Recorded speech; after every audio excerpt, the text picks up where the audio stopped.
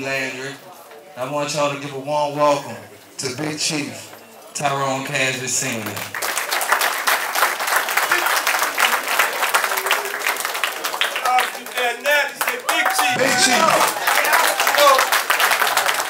I know the principal thing kind of threw y'all off, and then you put Big Chief on that, so I get excited when they say Big Chief. That's what they call me at my school. Good afternoon to all you guys who are present, especially the guys who are going to be honored tonight. You know, I kind of get emotional sometimes because when I look at the faces in this room, a lot of these kids I actually taught. I've been in education for almost 40 plus years. So I just want to thank Courtney and Calvin and Algiers Network for asking me to come and share a few words with you guys. And I know when you start talking, some folks think it's going to be long and drawn, but as you enjoy that meal and as you digest it, I just want to drop a few words of encouragement. Not so much to Courtney and the other guys, because I've been encouraging them all their lives. Some of the parents in here I actually taught. But the kids in here, those who really are the honorees tonight, and some of them are going to get it on the way home. But to the parents, you know, you guys really are the difference in their lives, because you guys are the ones, as Calvin pointed out earlier, that bring them to practice and make sure they get there. Because I tell you, the way things happen in this city, I'm glad you guys bring them to the playground. And I encourage you to keep bringing them to the playground. Because if you don't bring them to the playground, someone's going to bring them somewhere else. And I can't handle that. I just left working in the juvenile justice system. I was the principal at the Youth Studies Center where I opened up a program on schooling. And I opened up a school in all these parish prisons. And it kind of hurt my heart to do that, basically, because I didn't want them to come to school there. So I kind of worked myself out of a job. So that's how I ended up at Landry Walker High School. Because when I became coach at Landry in 1988, Courtney was going to go to another school. He was one of the best athletes in the city, in my opinion, at that time. And he stayed. And since he stayed at Landry, that allowed me to coach football. And when I coached football from 1988 to 1999, Courtney was one of the fastest running backs in the state of Louisiana. And so I'm just so glad that he asked me to come, because he gave him back. He realized he didn't reach the dream or the goal that he wanted. He wanted these young men in this room to realize that no matter what happens, you can still reach your goal. That's for the ones in the 8th, 9th, 10th grade. Now some of you smaller guys, the coaches that you have, they're going to make sure you get there. I guarantee you that, with your parents. But I want to say to parents, make sure as you proceed, you have a plan. You know, a lot of times we don't plan for what our kids are going to do. But we got to have a plan. And we also need a purpose. And if you have a plan and a purpose, you proceed. But one thing we do know, even if you have those 4 P's in your life, there's one P you got to have to make it work. That's a prayer. Because if you don't proceed, or if you proceed, or you plan, and you do have a purpose, and you don't use the prayer with it, it's a waste of time. And I know every young man in here aspires to be a football player, go to the pros. All of us not going to make it to the pros. So we got to do something else. So when we sit in school, make sure that you listen to your teacher. Because if you don't, you're not going to get to the pros. And some of you are going to make it. And I'll be the first one to sit there and cheer and say, I spoke to that kid when he was a kid. I'm proud of him. But at the end of the day, all I want to say, and like I said, I don't have a whole lot of talking, because I can talk. I have 4 preachers in my family. So those of you who go to church, you know what I'm talking about. But at the end of the day, it's very important that you parents stick with your kids. Like I said, I'm at Landry Walker High School now. I left a building where I had 30 kids and walked into a building where I had 1,209 kids. And I treat all 1,209 like they're my own. And that's what you continue to do. Some of you coaches, I watch you on the playgrounds. I came to a couple championship games. It's great to win. It's all right to win. But somebody got to lose. Even though you don't want to lose, somebody will have to lose. And we can't get all bent up and out of shape because our kids are watching. And kids only emulate what they see. And I say that sincerely because I have a coaching staff and I got to keep them in check now and then. But the point is, make sure that you stick with your kids.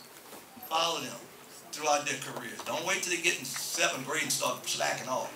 Because I was an elementary principal. And as an elementary principal, whenever we had something, the house was full. And as I matriculated to the system, got to high school, PTA meetings got smaller because parents weren't there. Just like you here with them tonight, be with them as they matriculate through the system, throughout college. And like I said, everyone here not here going to make the pros, but they can be an engineer, they can be a doctor, they can be anything they want to be. In the system that we live in today, you got to make sure that you watch your child. Because the videos, Snapchat, the Twitter, and all that stuff, they're directing our children. And as they direct them some in the wrong direction. So I want to make sure that you parents are here, and I'm so proud to see you guys here, really. Because I remember it was that long ago. And for those of you who know Dookie Chase, I got my little first award at Dookie Chase. And it was a little football about that big. And I look around at these awards these guys got, I tell you, it's come a long way, baby. That's all I'm going to say. Come a long way. But I was proud of that. And the most important thing with that was my mom and my dad was there with me. And my uncles and my aunts. Because we all know it takes a village to raise a child. And we got to get back to that. Like I said, I don't want to be prolong the program, but sometimes if we don't say it now, you'll never hear it. Because when you walk into the school buildings, the first thing, I remember going to Landry Walker, first thing I hear is, why he hit my child. Never asked me any question. He hadn't asked me who I was. The lady had on her Daniel Greens and she comes sliding in. She said, I want to know him. There ain't no taps on him, though. Y'all remember that. She wanted to know who hit my child. I said, well, ma'am, who are you? Who is your child? I didn't even know the kid. And come to find out, it wasn't her child that got hit, but someone called on the cell phone. So the first thing I did was say, no cell phones in the building. No cell phones in the building, right? All right, I'm talking to the guy, that's one of my students over there. But anyway, so I said this to say this. Make sure that we have a plan for our kids. We have a purpose for their life. And if they proceed to that, make sure they proceed prayerfully. Guess where you at right now? You at the Algiers TV Awards. Something that was never even thought about prior to September. Everything that we did for these kids this whole year was a thought that happened on Hindi Street, sitting underneath a carport. I tell you no word of lie. That's exactly what Algiers TV started. It started out with us just having a conversation, and we was talking about the kids, and we was talking about like what more can be done for them. What kind of opportunities, not just us, but can be done in general, right? So Courtney brought up a point about videotaping the games like something like a Friday night football. And as he's talking, I'm saying to myself, man, I was thinking about this years ago. And he just kept talking. I said, you know what? We ain't gonna talk no more. When the first game is? He said, the scrimmage next set. I said, we going. We went out there, single coach from every single park supported us. Every single one. I'm talking about from trainers, assistant coaches, head coaches, every single coach. I'm gonna tell you the truth. Uh-oh, I got a Goretti Saint in the building. Somebody give me a drum roll, please. 7 and 8, Raekwon Williams.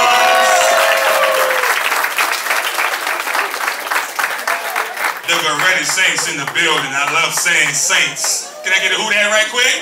Can I get a who that right quick?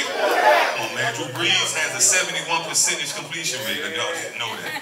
I just want to put that out there. 9 and 10. Is he in the building? You see him? You don't see him? Is he in the building? I guess I can get a coach to come up to get his if he's not here, because I don't see him. But this kid definitely won. He played hard all year, and he played his butt off in the championship game. Drum roll, please. 9 and 10, Christian Doyle. Is Christian here? Christian here? Oh, he walking in the door. Give me some love, y'all. Christian Doyle. Man, that's an interest. That's an interest. That should walk out, baby. Christian Doyle in the building. Number 1, 9 and 10-year-old from the Pontchartrain Patriots won that championship game. I don't want to get in that picture. All right, give it up for Christian Doyle, y'all. Oh, Lord. Oh, Lord. Oh, Lord. 11 and 12, man, I'm not going to lie. I really like this kid, bro. This is one of the best athletes I've seen all season. Somebody give me a drum roll, please. 11 and 12 offensive player. Yeah, Tyrone.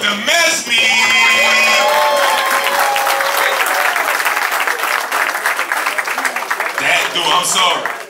If you ever watch the show, y'all, I nicknamed him that dude, Darryl DeMesme, the 4 D's right there. Darryl DeMesme, I really like that kid, great kid right there. And we gonna move forward. Oh, another name that I like on here. Now this kid, if you was at the championship game last Saturday, you would fall in love with this kid too. He was all over the field. He was running right, running left. He was picking up stuff on defense, scoring touchdown. Drum roll, please. 13 and 14 offensive player of the year, John King Mosley.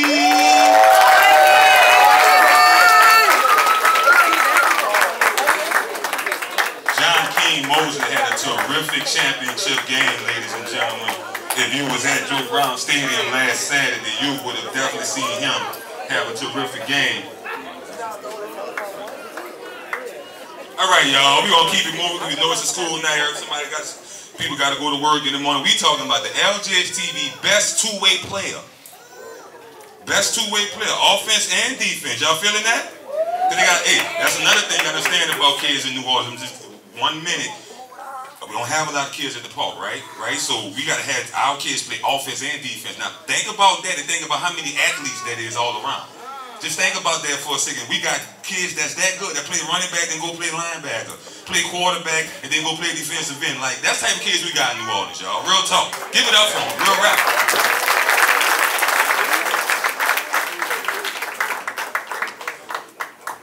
Okay, here we go. Here we go. I like this kid right here. I remember him from our very first interview that we had gave. You know what I'm saying? He's 11 and 12-year-old division player. Drum roll, please. Tyron Reed from Digby, where you at? Tyron Reed, ladies and gentlemen. Tyrone, I'm sorry. Let's do it again. Tyrone Reed, ladies and gentlemen. Tyrone Reed. Like this kid. His parents in the building. Mommy doing a terrific job with him. He gave us an awesome interview He was like our first interview. And he spoke real well, and I like this kid right here. Doing a great job with him, Mom. Tyron Reed in the building, y'all. So Ryan, I keep saying boy, all right, let's see if this kid is in the building. Is he in the building? We gonna call him out anyway. He in the building? He in the building? Somebody, you know what? Drum roll, please. 11 and 12-year-old division runner-up in the championship game. Draylen Evans. Where you at, Draylen? Draylen Evans, two-way player, running back. Cornerback, safety, man. I like this kid right here. Draylen Evans in the building. We called his name a whole lot this year, y'all, on JTTV if you watched it. And guess what? And if you didn't watch it, pull out your phone right now, go to Facebook, and like the JTTV page. Real talk. I'm going to be checking. I'm going to be checking our likers if you in here. Our next, okay. Should I say his name? Should I say his name? Should I say his name? Because we called this kid's name a whole lot this year. He was a definite two-way player, played quarterback and played defensive end. Where's Peter Mama at? Elvin Holmes in the building. Where you at, Elvin? Where's Elvin Peter Holmes, man? Where he at? Come on, boy. You was running fast behind them quarterbacks all year and you walking up this slow. And it was kind of crazy because he played quarterback and he had to go sack quarterbacks. Like, that was unreal right there. Give it up for him. Elvin Peter Holmes in the building, dog. Best two-way player. But this your guy right here, coach. This your guy right here. We saw this kid. This kid made one of the best interceptions I've ever seen on a 9 to 10 age division. Like, he literally came from the safety position and jumped up and caught it with his shoulder. It was awesome. Somebody give it up for Fred Roberson from the Q. Where's Fred? There you go. Robinson. Fred, man, we like Fred. Fred, he really likes you. He talk about you all the time. It's Robertson? Robertson. All right, make sure I say it right. Fred Robertson. Everybody give it up for him, y'all. Like that kid right there.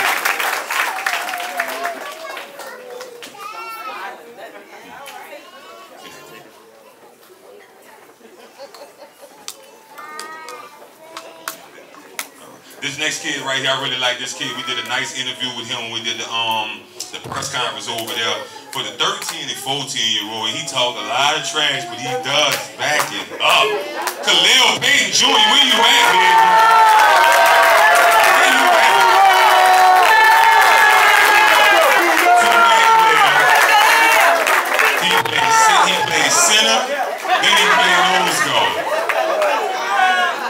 I mean, and then he got the white suit on. I mean, I like this kid, man. I like this kid, man. So, but where the train at? Train ain't taking pictures. Where the train at? Oh, if we back up. Oh, man, Khalil Pedro. I like this kid right here. As soon as the game was over, we standing behind the barricades. He come over there. I told y'all what I was going to do. I had two. He said he had 2 strip fumbles that day, and today it turned to 3. You know what I'm saying? It was 2 that day. Now it's 3. I can't deal with him, man. Y'all doing an awesome job with that kid. Where's his parents at? His parents here?